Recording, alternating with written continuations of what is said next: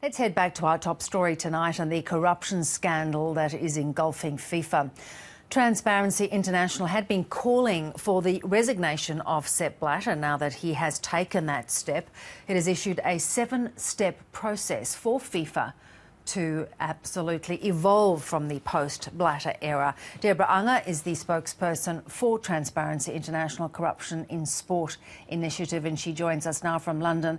Deborah, really good to talk to you tonight. This is such a terrible mess.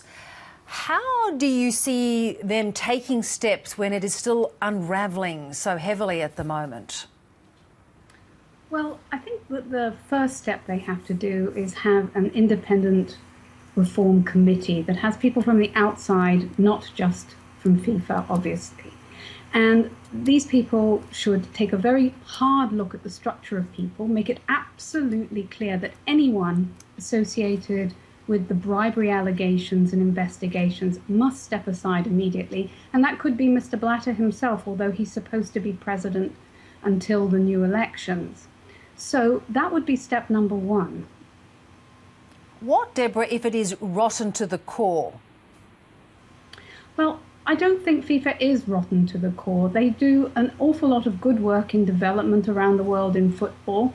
I think it's the senior positions that are seen to be rotten to the core. And it's not just FIFA in Switzerland. It's the people in the confederations as well. What they really need is significant independent due diligence on all the people who run the federations and the confederations to make sure they are the right people for the job. They don't have conflicts of interest. They aren't besmirched by corruption allegations from the past. And who do you think should step in and make those appointments, or in a way sort of come to the rescue?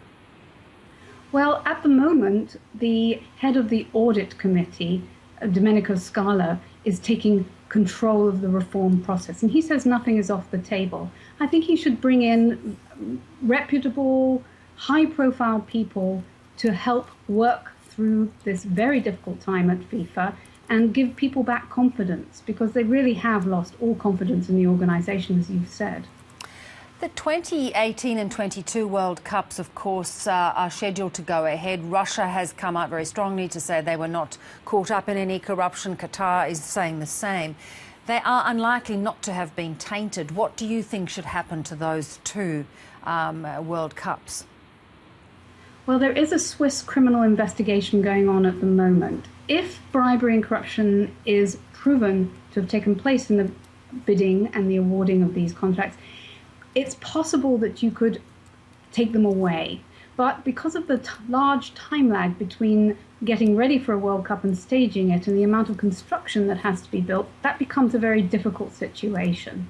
I think the spotlight that the World Cup has brought to Qatar actually has been very positive. But FIFA must make greater efforts for the staging of these World Cups to be corruption-free and to have human rights very much at the forefront. We see the problems in Qatar at the moment. This spotlight should be used for the good if the World Cup does go ahead. And as you pointed out, Sepp Blatter is reportedly under investigation by American authorities. We haven't had that confirmed so far.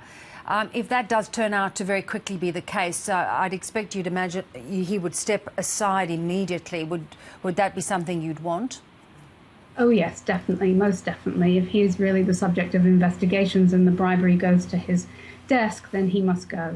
He should probably go straight away and let Mr. Scala get on with the reform process, because there is going to be news swirling around him for a long time, and people who are near to him.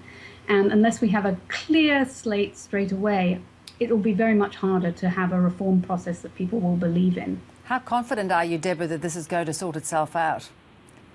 It's a very difficult nut to crack, FIFA. You have years and years of cronyism. You have years of allegiances behind the scenes.